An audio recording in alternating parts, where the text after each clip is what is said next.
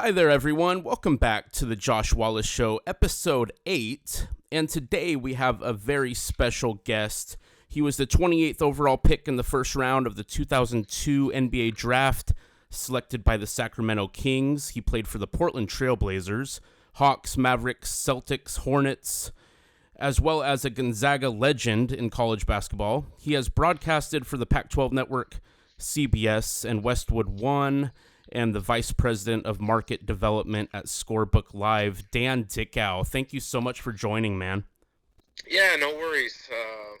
Appreciate you having me on. I know before that intro and you hit the record button, we chatted for a few minutes. So it sounds like you're growing a show, which a lot of people are doing right now because it's in one of the new broadcast mediums. So best of luck to your show as you get this thing going, and glad to join today. Thanks so much, Dan. The first topic I kind of want to talk to you about is Michael Jordan, and on your Instagram, you have a couple pictures of you playing against Michael Jordan, and just kind of if you want to talk about that first time you met Michael and what that whole experience was like, and what he said to you, or kind of small conversations you guys had during the game, or back and forth action with that whole experience. Yeah, my rookie year was Jordan's last year with the Wizards. And when I grew up in the Portland area in Vancouver, I was a Blazer fan number one and a Michael Jordan fan number two. I guess you could say Blazer fan because that's the team I pulled for. But when the Blazers played the Bulls, regardless of what year it was, I wanted Jordan to have an incredible game, and I wanted the Blazers to win.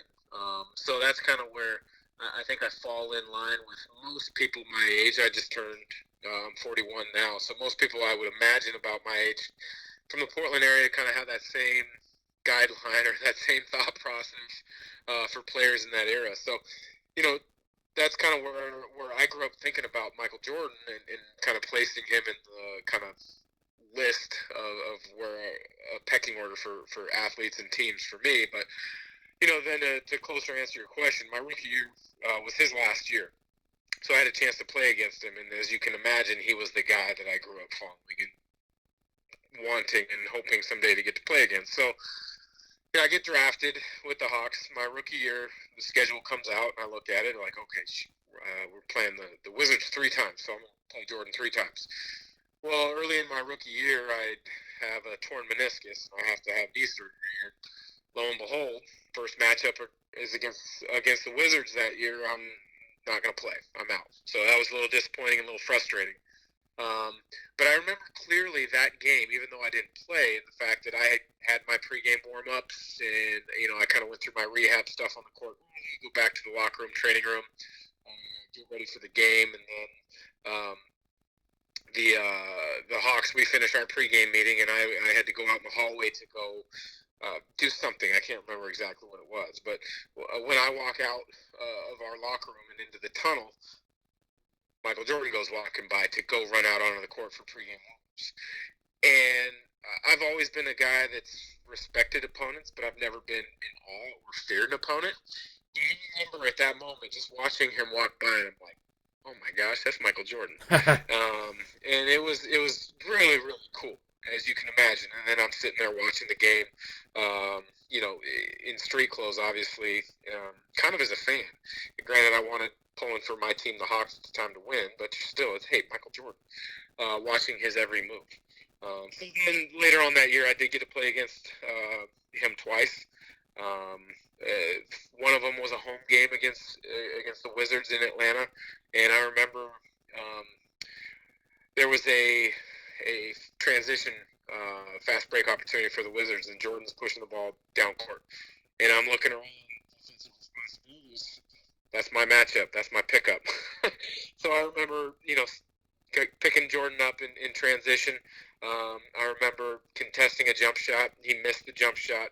I'd like to think it was through my defense, but anybody that's followed my career closely knows that's not the case. You just happen to miss it. So I remember that pretty clearly, and then, played against the Wizards up in D.C. towards the end of the year. One of the last games, I think, of his actual career. And I just remember, like I said, I mean, I've always respected opponents, but I've never kind of just like, whoa, who is this? And that's the only time I ever remember doing that on the basketball court was with Michael Jordan. So I'm one of the lucky kids that was able to grow up, realize their dream, and to play against somebody like Michael Jordan. Yeah, Dan, and also from my perspective, Michael Jordan was my idol growing up, and I never got to see him live in person play, but I always watched him growing up on TV in the finals against the Jazz and stuff like that, and yeah, that's just quite the experience. Sports cards, what got you started? And we kind of before we went on air, we kind of talked a little bit about if you still collect. But do you remember your first rookie card of you? Yeah, I do remember. Well, I remember a couple of the first rookie cards. I don't know. I can't remember exactly which one I remember seeing first. But the two that I remember specifically was one was in a Gonzaga jersey, a blue away jersey that would have been released sometime around the draft. And then the second one would have been, an Atlanta Hawks jersey or card. I'm wearing a hat, the Hawks hat. I'm wearing a suit. It's at the press conference 2 days later after the draft, whenever it was, when I went down there to meet the team and to meet the media down there. I think I have a basketball under my left arm, but if you look closely, you will see my right hand, and I kid you not, if you have this card, look at it closely. My hand is photoshopped in. And I remember looking at that card, and I still do to this day, and I look at it, and I kind of chuckle, because it's not my hand. And that was definitely photoshopped in. So that was kind of first couple cards of mine that I remember. I did grow up being a sports card collector. I started with baseball, because when I was really young, those were more accessible. I mean, everybody collected baseball cards. Baseball or basketball and football cards were kind of still on the periphery a little bit, but then I got into basketball cards, and I still have all of them to this day. At some point, I'll give them to my kids. They collect a little bit themselves, not too much, but I do know, I think the peak years that I was collecting would have been around 87, 88, 89, 90, somewhere in there, where there's quite a few really good cards. Upper Deck started getting into basketball right around at the end of that time. I've got a lot of John Stockton rookies. I've got one Michael Jordan rookie, which somehow I've held on to all these years. Nice. Barkley rookies, Malone rookies. So I've got a pretty good collection. But to be honest with you, I think the pride of my sports card collecting is my Pete Maravich collection. I think I have 3 Pete Maravich rookies. And up until about 12 years ago, you started having all these retro kind of throwback cards that started to be made. I think I had every Pete Maravich card that was ever made up until they started doing all these different reissues. Oh, wow. Okay. Do you remember signing the card? Like, so for instance, like when Upper Deck, how would that process work? Would Upper Deck like send you a bunch of different sets to your house, or would you go to Upper Deck to autograph those cards? Yeah, that's a question, and that's a question that's come up a couple different times when people are like, how do you sign all these? Well, there was a couple companies at the time that I had signing arrangements with right before the draft, and those card companies kind of have a slotted scale where if they think you're going to be the number one pick, you're going to get $20 an autograph, whatever it may be, and then a sliding scale all the way down. And I was kind of towards that bottom of the first round, where once you get towards the bottom of the first round, you don't have a lot of value for these card companies to sign. But the fact that I was an All-American gave me a little bit more value. So I did get paid a little bit. Again, not a ton from these autographs, but like an Upper Deck or a Panini or whatever these companies would have been, they would do one of two things. They would either send you a bulk allotment of your cards, say 2,000 of them, or maybe they'd send 2,000 sticker decals, and you'd have to sign all of them in a certain time frame and send them back, Wow. so that then they can insert them in onto the cards or into the cards, however they did that. Then there was another company. Again, I can't remember which one it was. They actually sent someone to my house after my rookie year. They sent someone to my house to watch me sign 1,000 autographed cards, and they said, "Well, we'll just have them come to your house and they'll sit there and they'll help you get through it." I'm like, sit there and sign 1,000 autographs in one sitting? And like, yeah, we found that's the easiest way to do it. Have documentation that you signed every one, and so that was the hardest one. I think it was 1,000 or 1,200 signature allotment day where someone came to my house and sat at my kitchen table with me, and like literally my hand is cramping up after 400 or 500 autographs, but you got to get through the whole thing because you want to get that paycheck.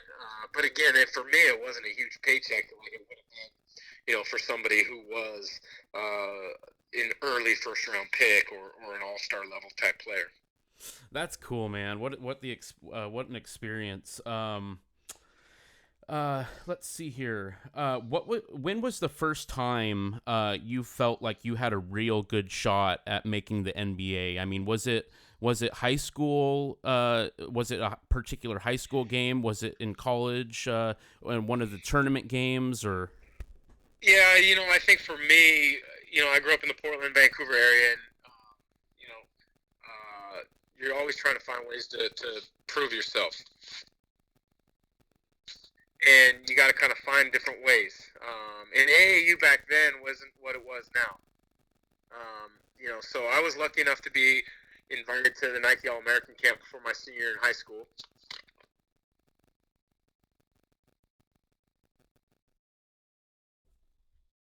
So I was invited to go to the Nike All-American camp before my senior year in high school. And that was really before AAU is what it is now. And so Adidas ran a camp, Nike ran a camp. Adidas invited one player from the state of Washington that year to go to the camp. His name was Michael Johnson, who ended up being a teammate of mine at UW, and I was the only player from the state of Washington that went to the Nike camp. And so I had played in some AAU tournaments, but nothing to this extent or the amount of talent. And so I went in not knowing what to expect, but I went in with a lot of confidence. And going back there, and I played really, really well. And I made one of the 3 All-Star games at the tournament or at the camp that week. And so kind of at that point, I realized, hey, you know what? My goal and my dream has always been to get to the NBA. Obviously, I know I got to get to college first, but I think I've got a chance. Obviously things have to fall in place. You got to stay healthy. You got to make the most of your opportunities and all these things. But I felt really good that I stacked up well with players from across the country. And one of the reasons I thought that is, we had on my team at that camp that week, coming into camp, we had the number 1 ranked player in the country, Chris Burgess. He was a very good player. He's a friend of mine now. He's a coach at BYU. But I remember thinking, okay, he's ranked number 1 in the country. He's very good.